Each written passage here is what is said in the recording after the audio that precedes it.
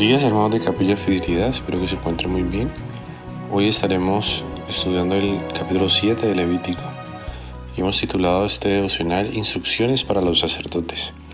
Y es que en este libro hemos visto cómo Dios ha dejado ordenanzas, ha dejado descritas algunos sacrificios que ya ha mencionado antes, pero ahora lo hace a mayor detalle, qué es lo que los levitas debían hacer como sacerdote, qué era lo que el sumo sacerdote debía hacer, qué animales debían ofrecerse, qué harinas se deberían ofrecer, qué tipo de especies debían usarse. Y hay un detalle, por eso es más que todo instrucciones.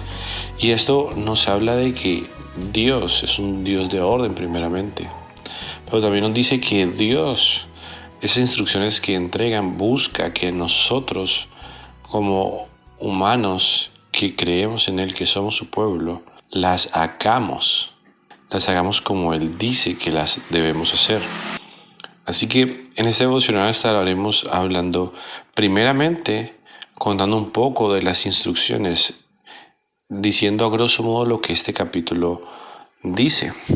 Número 2, haremos un énfasis de la clase de sacrificio inicial que se nos menciona al principio, la cual es por culpa. Y número 3, para terminar, hablaremos un poco que si bien esas instrucciones son para los sacerdotes, cómo debían ellos oficiar en el templo en aquel momento, también podemos hablar ahora. Nosotros en 2024 que tenemos el canon de la Biblia completo, que tenemos el Nuevo Testamento, podemos hablar de que Dios ha dejado instrucciones para nuestra vida actualmente. Y que si bien ahora se menciona en el Antiguo Testamento que esto es para sacerdotes y se entiende a aquellos que sirven en el templo, estas instrucciones nos competen ahora a todos como cristianos. Claro, aquellos que sirven en el templo con mayor razón. Sin embargo, las instrucciones de Dios todos nosotros las debemos cumplir. Entonces revisemos un poco el capítulo. En el versículo del 1 al 10 se estará hablando del sacrificio por la culpa. Del versículo 11 al 37 se hablará del sacrificio de paz. Y en los últimos dos versículos, del 37 al 38, hay como un cierre del tema. Y este cierre es con respecto a las instrucciones de estos sacrificios. En los primeros 10 versículos que se nos habla por el sacrificio de la culpa, se dice que es una ofrenda que se presenta continuamente. Y es algo similar a las que ya hemos visto en los anteriores capítulos. La sangre, aquí es un énfasis que la sangre y la grosura pertenecen a Dios. Y las porciones de carne podían ser compartidas con los sacerdotes. Esta distribución la determinaba el sacerdote que oficiaba, es decir, aquel que estaba en su momento, quien recibió la ofrenda, decía cómo se debía repartir y qué comía, pero tenían la potestad de participar en ella. Y es que Dios, recordemos que veremos después en este orden de devocionales en Números, veremos que los levitas, ellos eran aquellos designados para trabajar en el templo, para cuidar las cosas de Dios, encargarse de las cosas de Dios, por decirlo de alguna manera. Y más adelante entenderemos que cuando se reparte la tierra, a los levitas no se les entregó la tierra porque Jehová es la porción. Y esto Dios está cuidando a su pueblo, está cuidando a esta tribu, de que ellos puedan tener sustento. Entonces es así como Dios reclama aquello que le pertenece a Él, pero le permite a las personas participar de tal ofrenda para su sustento. También dice que esto sería para todos los hijos de Aarón. Es decir, que aunque la responsabilidad era de quien oficiaba, quien podía comer, debía ser equitativo y cada uno de ellos debía tener la potestad de comer. Lo segundo que vemos son los sacrificios de paz. Y en ese sacrificio de paz se nos habla o se nos menciona que se podía hacer como acción de gracias en algunos tiempos, pero también se puede hacer fuera de estos tiempos, y esto hablaba de tu acercamiento y tu comunión con Dios. Y algo importante que recalca aquí el texto es que el cumplimiento de esto debía ser un voto voluntario, una ofrenda voluntaria, lo que tú decidieras hacer. También los sacerdotes podían participar de comer la carne, nunca la sangre, nunca la grosura, pero sí la carne, y tenía como instrucción que debía hacerse el tercer día. No podían dejar pasar este tiempo de comer, esta vez en comunión, aquel sacrificio. Y aquí encontramos una advertencia: aquellos que participasen de la sangre o de la grosura debían ser cortados del pueblo, es lo que dice, y es que la sangre le pertenece a Dios, es la vida, y esta debe retornar a Dios. Y al final de esa porción de texto se nos habla de la ofrenda mecida a Jehová. Era una porción específica de carne que era, o de pan que era dedicada a Dios. Debía ser mecida y hacerlo en un orden o un patrón específico.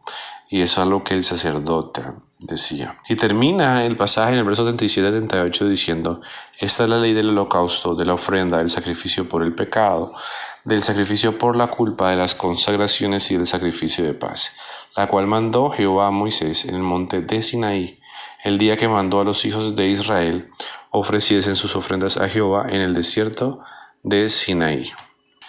Entonces, a grosso modo, esto es lo que este texto nos está hablando, y quiero hacer la invitación a leer el capítulo completo y de marcar las instrucciones.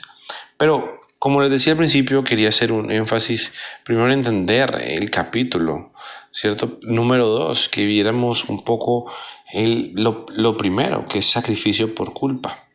Y es que me llamaba la atención algo. Si bien ya en capítulos anteriores hemos mencionado la analogía que puede uno sacar, o el paralelismo, la comparación que uno puede hablar de cómo Dios se ha mostrado a través de estos sacrificios y que ahora tenemos un mejor sacrificio, yo quiero hoy que pensemos que Dios está dando instrucciones cuando haya culpa, y la culpa solo viene cuando hay pecado. Y es que Dios, dentro de lo que Él conoce, sabe que nosotros íbamos a fallar, pero primero ha dado una ley. Primero Dios a la ley dijo: ustedes compórtense de esta forma. Y el saber que erramos, que fallamos, nos dice: cuando falles, entonces preséntate de esta forma. ¿Sí ven? Y Jesús, hemos hablado de que Él es el sacrificio perfecto que quita el pecado del mundo, que nos permite ahorita estar aceptos ante Dios. Y pudiera estar implícito, pero quisiera mencionarlo. Jesús fue ese sacrificio también de culpa. Ese sacrificio cuando nosotros tenemos la culpa. ¿A quién vamos? A Jesús. 1 Juan 1:9 nos dice que si confesamos nuestros pecados, porque hay una culpa, queremos confesar, Él nos va a limpiar.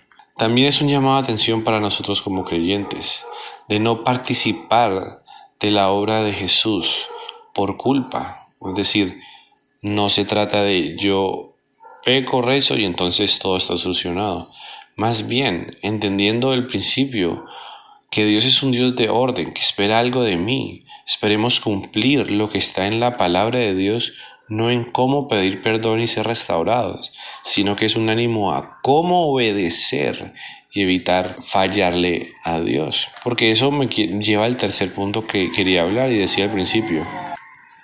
Y este punto es: si bien hay instrucciones para los sacerdotes, hay instrucciones actuales para nosotros como creyentes. Partamos del pasaje de 1 Pedro 2, 9 y 10.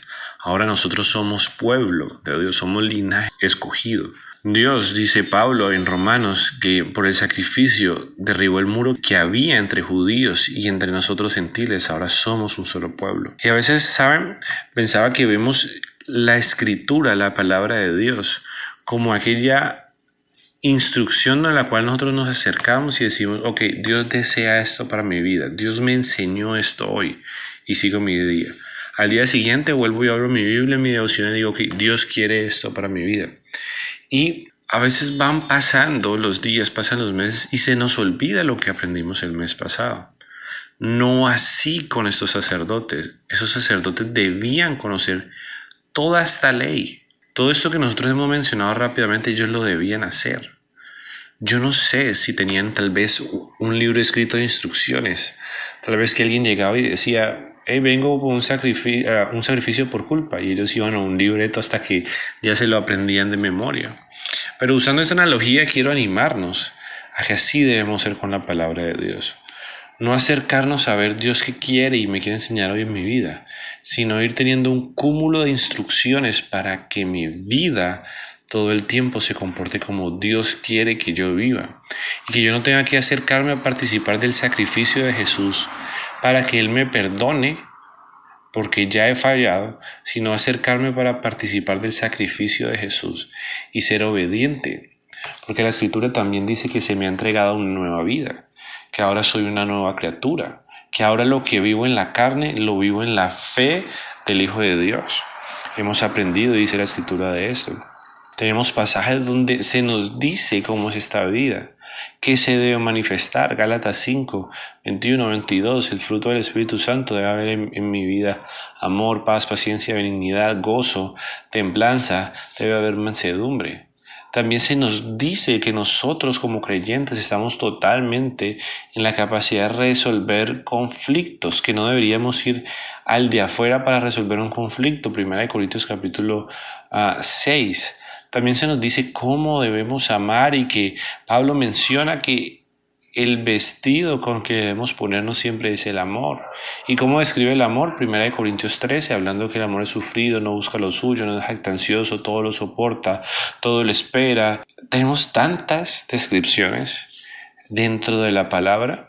Y es que qué día tenía la conversación con alguien y llegábamos a la conclusión de que Dios ha sido muy bueno en dejarnos y enseñarnos y mostrarnos y dejarnos ver su misericordia. Pero Él ya ha otorgado, antes que la misericordia, ha otorgado la gracia, que es el don de Cristo, por el cual tenemos salvación.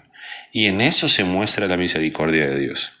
Y si bien esa gracia que ha sido dada para nosotros nos debería poder vivir en obediencia para no tener que apelar a Dios, a su gracia, y no recibir el castigo que en realidad merecíamos. Entonces el ánimo final, lo que quiero invitarles es: los sacerdotes en esa época tuvieron instrucciones, que era lo que debían hacer el templo, y ahora nosotros como templo del Espíritu Santo tenemos instrucciones claras. No erremos, vayamos a la Escritura para aprender, veámosla. El ánimo de hoy es ver la Escritura como esas instrucciones que yo debo aplicar en mi vida todo el tiempo, que debo entender que la palabra de Dios me prepara para todas las situaciones, comportamientos, cosas que puedan suceder, cómo manejar mi carácter, mi temperamento, cómo perdonar, cómo amar, cómo tratar al desconocido, cómo tratar al conocido sin hacer acepción de personas. Todo eso está escrito, pero es necesario que nos acerquemos con este corazón de querer buscar la instrucción de Dios, como yo que ahora soy un ministro del Evangelio de Dios. 2 Corintios capítulo 5, Pablo nos dice que ahora somos embajadores, como si Dios rogase por medio de nosotros. Tenemos diferentes identidades que el Nuevo Testamento nos menciona. Tenemos esta analogía de lo que ha sucedido en el Antiguo Testamento y como si Dios dio instrucción para su pueblo en el Antiguo, también ha dado instrucciones para nosotros, mis hermanos. Espero que este devocional haya sido de bendición para tu vida. Dios te bendiga.